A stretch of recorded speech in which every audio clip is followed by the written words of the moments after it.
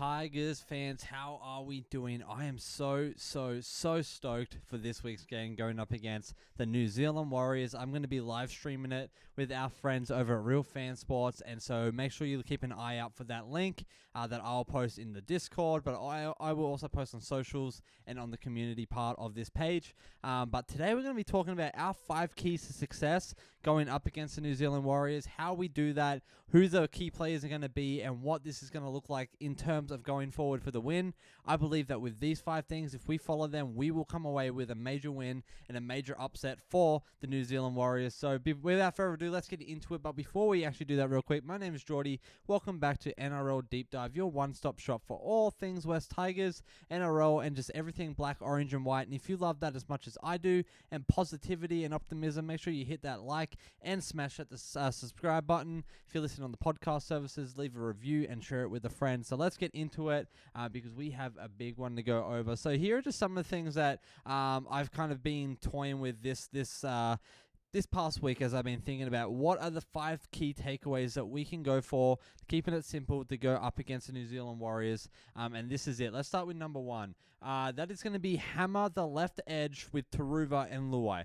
I think our most dangerous attacking shape is going to be down that left. Historically this season, our right edge has been kind of hit or miss. Our left edge has been somewhat consistent and steady. Yeah, there's been moments and things that I've been like, what the heck is going on? But overall, I think it's been the better edge in my opinion. So what that looks like is Turuva, I think, has been super electric in the open space in this new fullback position, and you give Luai time to like sweep and link up with our centers, like especially Toa or Dewey, depending on what side they're going to be on out the back. I think it's always going to be a line break or half chance, and so what that's going to look like is Seyfarth running hard as the decoy, Turuva hanging back, staying wide as the ball receiver. That edge is going to crack really early and keep going there until they prove they can stop it. And so I think if our attacking edge needs to be that left edge, needs to be our right edge as well, especially with Latu Fainu, but Luai needs to lead that edge, and if we can capitalize on something that we have been doing great and have some structure around, I think that is going to be a huge key. Now, number 2, we got to win the ruck with Pole and Terrell May. So we've been at our best in 2025, I think, when Pole and May are setting the tone very early in the middle pack. They're going to come at us full freaking force in the middle pack, both on attack and defense. They have big bodies. They are fast as well, so they know what they're doing. We got to have bigger bodies and we got to be faster. So the key here is quick contact, dominant tackles, and then resetting fast to choke the speed of the opposition set. So, getting back on side, hitting your mark quick and early, making sure that you are ready to go, moving up as one defensive unit. And that's something we've been reiterating this whole season is our defensive line speed needs to be better.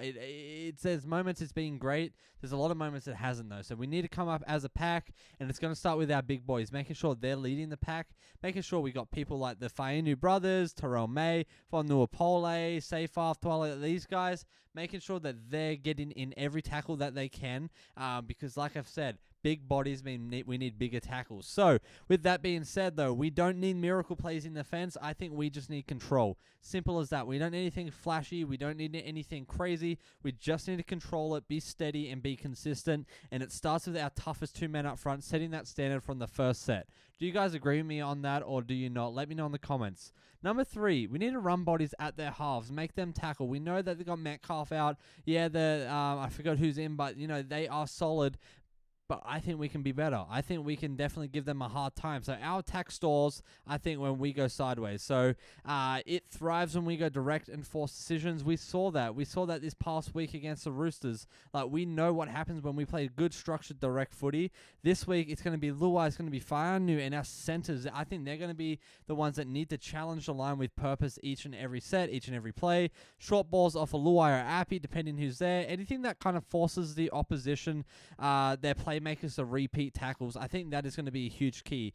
That's how we fatigue them, and that's how we open space later in the halves for our sets, but also defensively too. If we can have those quick plays where we're coming up off the tackles, making sure we're knocking them down, not giving their halves any time to think about a play or a structure, and making sure we're capitalizing on that. That'll be a huge thing for us, especially. Number 4, kick early, chase hard, trap them deep. This is something we need to be better at as a team. We know Dewey can kick, we know Luai can kick, but I think we need to turn our field position into more of a weapon than we already have. Luai and Dewey can both slot those early kicks behind the line, especially if we catch their wingers or fullback out of position or off guard. So we need Turuva, Toa, Skelton, all of our centers wingers to be chasing like their lives, absolutely depend on it, trap them inside their own 20s, squeeze repeat sets, and control the rhythm of the game. And if we can do that, Tigers fans, that is going to, make up a lot of meters for us. It's also going to put a lot of fatigue and pressure on them and catch a lot of their players off guard as well, offside, things like that. Things that we can use to our advantage, forcing those errors, forcing those play the balls that we can then jump on because they have no one there.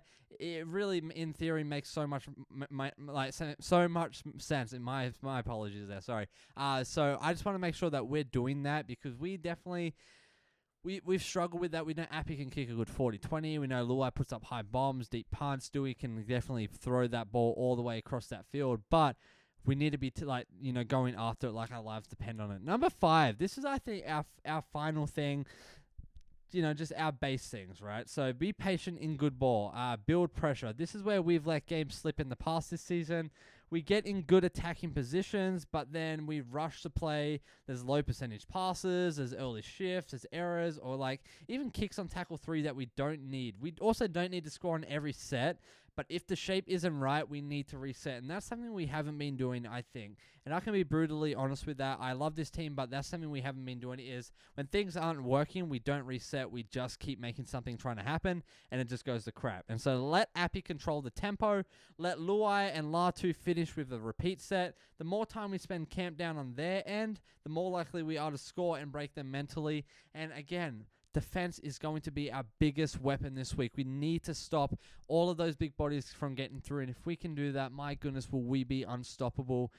And I know our attack will come through. I'm really pumped to see Luai and Latu lead the pack together in the halves. Appy's back.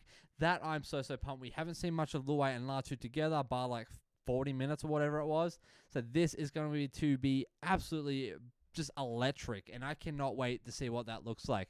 But Tigers fans, let me know in your own words, how are you feeling? Do you think I'm on the mark with these 5 things? Do you think there's something completely different? Do you think there's something I've missed? Let me know, good, bad, or ugly, in the comments below. But always, it is a great bloody day and a great year to be a Tigers fan. Watch for that link for the live stream. I'm going to try and have that up here in a little bit. But we're just working out a few kinks for me and Zach over at Real Fan Sports. But I'm so pumped. Make sure you pick up a One Jungle cap and any other merch from the description below. And I will see you in the next video, and that will be tomorrow, because we do daily uploads on this channel. You guys are bloody legends. Take care of yourself. Take it easy. Most importantly, stay bloody true to the Tigers and trust the process. Trust Benji, because we have a plan, and it is going to explode, and I'm so pumped.